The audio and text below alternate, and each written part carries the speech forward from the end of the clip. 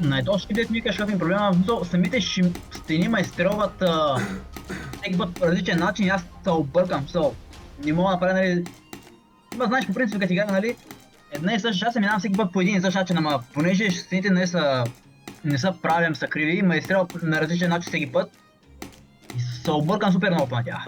Между другото, това е на много хора проблема, то добре, че ти играеш така. Така трябва да играеш.